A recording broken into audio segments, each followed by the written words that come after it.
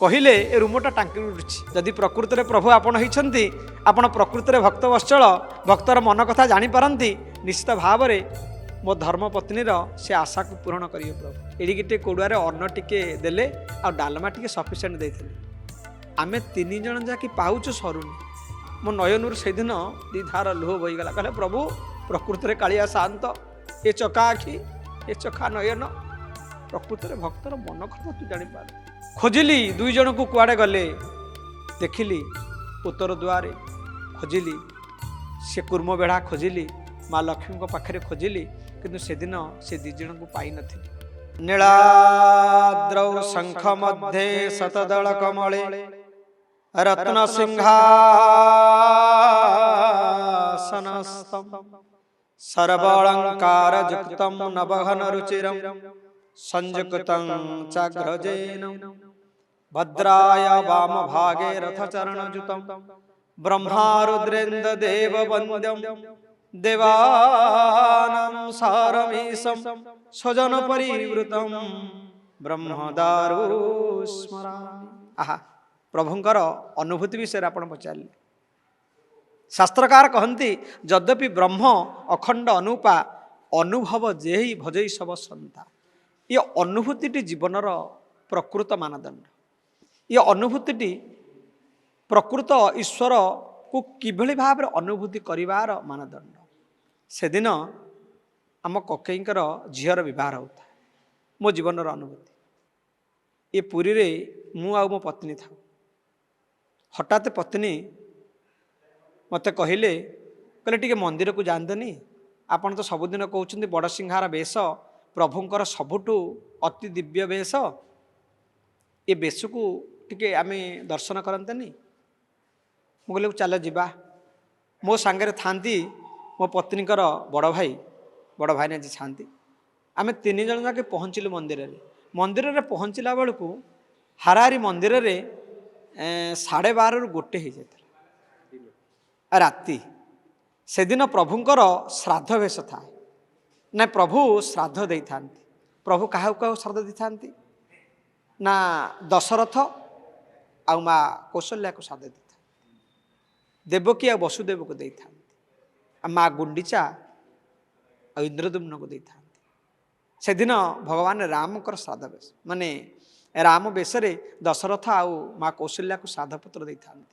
निश्चित भाव में बड़ सिंहार बेश डेरी तो हम आम बसी था पाटगणा उपरे बड़ सिंहार बेश सरला प्रभुंकर माँ को प्रणाम कलु माँ लक्ष्मी की पड़ीदात्रे सेतिक बेले मो धर्मपत्नी कहले आज टिके प्रसाद पाइबा मन हो कहले ए रूमटा टांकी उठुछि कारण प्रभुंकर अनुभूति एते प्रसाद टिके पाइबा मन हो बोला अरे एत बड़े प्रसाद कौटी आसब राति हेलाणी एते मो मन पड़गला जगन्नाथ को पाखरु कई उपास फेरते बोली देखा जदि प्रकृति रे प्रभु आपण होइछंती आपण प्रकृति रे भक्त वत्सल भक्तर मन कथा जानि पारंती निश्चित भाव रे मो धर्मपत्नीर से आशा को पूर्ण करियो प्रभु हठात आपण विश्वास करिवेनी उत्तर द्वार जड़े गौर ब्राह्मण आसिले कहले पुओ कौन होइछि आउ जड़े पछे पछे टिके कला रंगड़ जड़े मोटा है ब्राह्मण आसिले कौन होइछि बोले नाई गोसाई ये मो धर्मपत्नी टिके प्रसाद पाइबा चेष्टा कले ना बापारे मो पाखरे प्रसाद अच्छी किंतु डालमा अच्छी आ अन्न अच्छी पाइब कि प्रभु केमती जानिला भलिया मोर मु केबे टिके डाली की माने मते पाइबा पे एते ये लागेनी डालमा मु प्रिय कहले आउ किछि नाही खाली अन्न अच्छी डालमा अच्छी माने एडिगिटे कोडुआरे जाको नंबरी कहंती एडिगिटे कोडुआरे अन्न टिके देले आ डालमा टिके सफिशिएंट देथिले आमे तीन जण जाकी पाउछु सरुनी ये अनुभूति कहार अछि आमे तीन जण जाक पाउछु सरुनी तथापि मो नयनूर से दिन दी धार लुह बही गला कहले प्रभु प्रकृति रे कालिया शांत ए चका आखि ए चका नयन प्रकृति रे भक्तर मन कथा तू जानि पार कारण मु अनुभव करिछि तू जगत रे तो द्वारू के खाली हाथ रे फेरंतेनी तो द्वारे कई उपास रे फेरंतेनी प्रभु अनुभूति शुणी आज प्रमाण करदेलु प्रभु ସମସ୍ତେ ପାଇସାରିଲୁ ପ୍ରସାଦ। ନୀଳାଚଳ ନିତ୍ୟାୟ ନିବାସାୟ ପରମାତ୍ମନେ ବଳଭଦ୍ରମ୍ ସୁଭଦ୍ରାଭ୍ୟାମ୍ ଜଗନ୍ନାଥାୟ ତେ ନମଃ। ଏ ପ୍ରସାଦର ମନ୍ତ୍ର ବୋଲିଲି। ଆମେ ସମସ୍ତେ ବସିଲୁ, 3 ଜଣ ଯାକି ପାଇଲୁ। ପାଇଲା ପରେ ମୁଁ କହିଲି ଆରେ ପ୍ରସାଦ ସେମିତି ପାଆନ୍ତିନି। ଆପଣଙ୍କର ଚ୍ୟାନେଲ ମାଧ୍ୟମରେ ମୁଁ ଅନୁଭୂତି କହୁଛି, ସେଦିନ ମୁଁ ପ୍ରସାଦର ଦକ୍ଷିଣା ବି ଦେଇନି। ଖୋଜିଲି 2 ଜଣଙ୍କୁ କୁଆଡ଼େ ଗଲେ, ଦେଖିଲି ଉତ୍ତର ଦ୍ୱାରେ ଖୋଜିଲି, ସେ କୁର୍ମ ବେଢ଼ା ଖୋଜିଲି, ମା ଲକ୍ଷ୍ମୀଙ୍କ ପାଖରେ ଖୋଜିଲି, କିନ୍ତୁ ସେଦିନ ସେ 2 ଜଣଙ୍କୁ ପାଇନଥିଲି। ଏତେ ଆନନ୍ଦ ଲାଗିଲା ସେଦିନ, କିନ୍ତୁ ଆଜି ପର୍ଯ୍ୟନ୍ତ ମୁଁ ମୋ କାଳିଆ ସାଆନ୍ତଙ୍କ ପାଖରେ ଋଣୀ ଯେ ମୁଁ ତାଙ୍କ ପ୍ରସାଦ ଖାଇ ତାଙ୍କ ଦକ୍ଷିଣା ଦେଇନି। ଆଉ କିଏ ହେଇପାରନ୍ତି? ସିଏ ତ ସମସ୍ତଙ୍କର ମନ କଥା ଜାଣିପାରନ୍ତି। ସିଏ ତ ସମସ୍ତଙ୍କର ମନ କଥା ଜାଣିକିରି ଏ ଭକ୍ତର ସେବା କରିପାରନ୍ତି। ସେଇ ହିଁ ସେବକ, ଆଉ ସେଇ ହିଁ ସେବ୍ୟ, ଆଉ ତା ବିନା କେହି ନୁହଁ। ସେଇ ହେଉଛି କିଏ ନା ନୀଳାଦ୍ରିନାଥ କାଳିଆ ସିଂହ। କେମିତି ବେଶରେ ଆସିଥିଲେ, କିଏ କେମିତି ରୂପରେ? ଜଣେ ଗୌର, ଆଉ ଜଣେ ହେଉଛି ଟିକେ କଳା। କାରଣ ଯେଭଳି ଭାବରେ କାଞ୍ଚି ଅଭିଧାନ କରିବା ପାଇଁ ପ୍ରଭୁ କଳା ଆଉ ଧଳା ଘୋଡ଼ାରେ ବିରାଜମାନ କରି ମାନ ରକ୍ଷା କରିଥିଲେ ରାଜା ପୁରୁଷୋତ୍ତମ ଦେବଙ୍କର,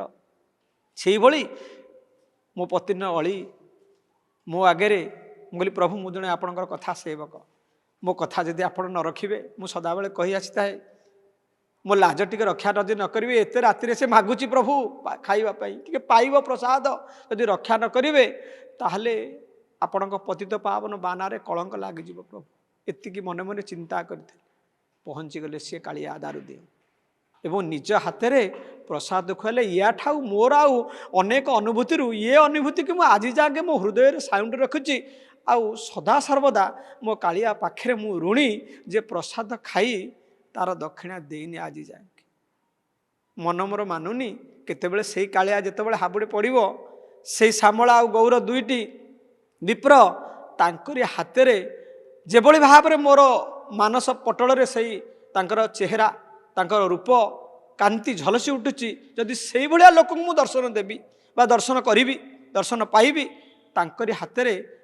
ମୋର ଦକ୍ଷିଣାଟି ପ୍ରଦାନ କରିବି ବୋଲି ମୋର ମାନସିକ ଅଛି। ଜୟ ଜୟ ଜଗନ୍ନାଥ, ଜୟ ଜୟ ଜଗନ୍ନାଥ।